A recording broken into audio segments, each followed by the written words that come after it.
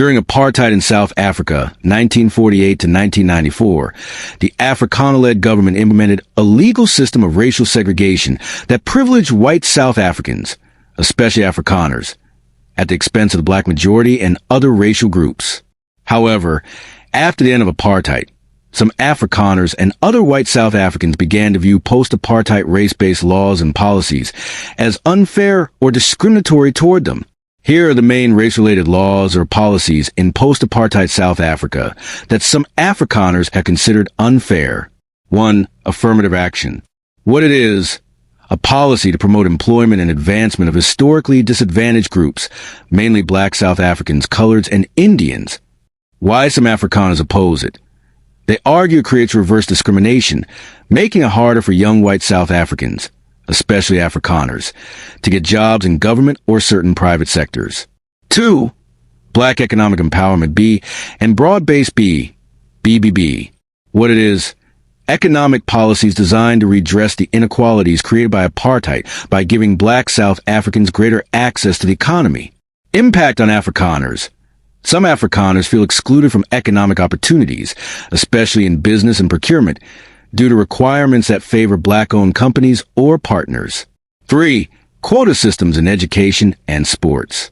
What it is: racial quotas in university admissions and national sports teams, intended to ensure more representation of previously marginalized groups. Criticism from Afrikanners. They argue it undermines meritocracy and that white students or athletes are overlooked despite qualifications. 4. Land reform policies. What it is: government programs to redistribute land to black South Africans, including proposals for expropriation without compensation. Afrikaner perspective. Some Afrikaner farmers view this as a threat to property rights and economic stability, seeing it as unfair to current landowners. Broader sentiments among Afrikanners. Some feel like they're being punished for the sins of past generations, even if they were born after apartheid. There is a feeling of economic marginalization, especially among working-class Afrikanners who don't benefit from historical wealth. Important context. These policies are attempts to address centuries of racial and economic oppression. The vast majority of South Africa's population remains economically disadvantaged, and the state aims to level the playing field. Critics of Afrikaner complaints often point out that white South Africans still hold disproportionate wealth in the country.